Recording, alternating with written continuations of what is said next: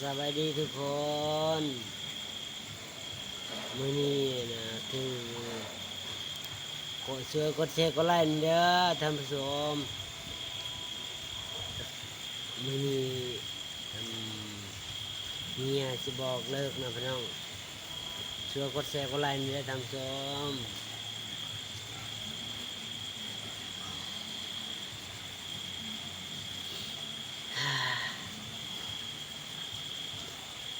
FC เบาน้อยบ่ทุกคนคอยกดแชร์กดไลค์เด้อบ่น้อยคำสุขเมืองลาวคอยช่วยกดแชร์กดไลค์เด้อบ่น้อยช่วงนี้บ่ปกติแล้วท่านผู้ชม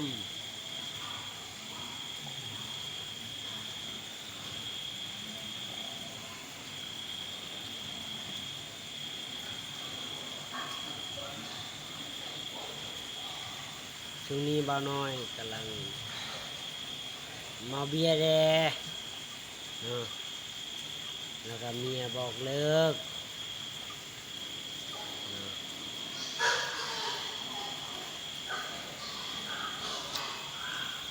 มีบ่นอนบ่น้อยเนาะมีบ่นอนก็คือฟ้าข้อมูลนะท่านผู้ชมให้ท่านผู้ชมคิดเห็นใจเด้อนอนดีๆนะพี่น้อง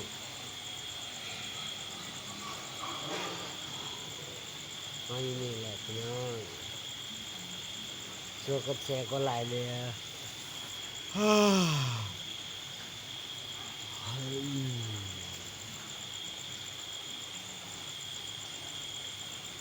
เมาพี่น้อง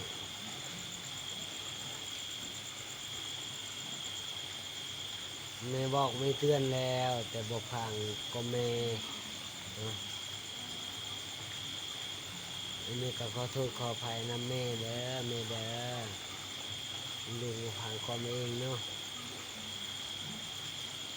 ขออภัยนำหลายๆนะแม่เนาะแม่ก็สิกลับไปหาแม่คือเก่าลูก2 คนบ่เป็นห่วง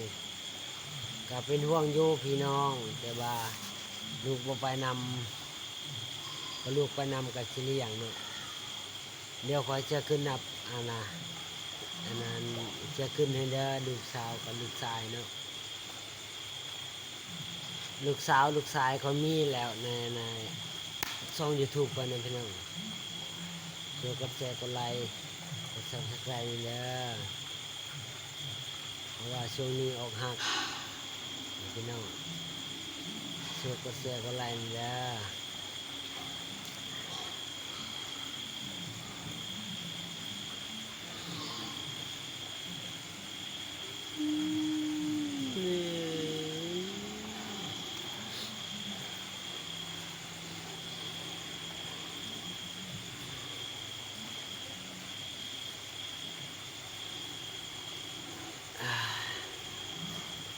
เราต้องทำใจลูกผู้ชายนะพี่น้อง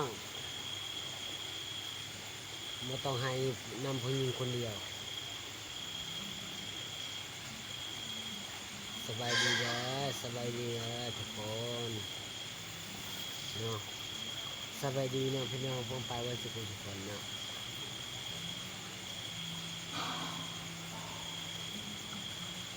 คลิปนี้ก็สิจบแต่เพียงเท่านี้นะอย่าลืมกดแชร์กดไลค์นะพี่น้อง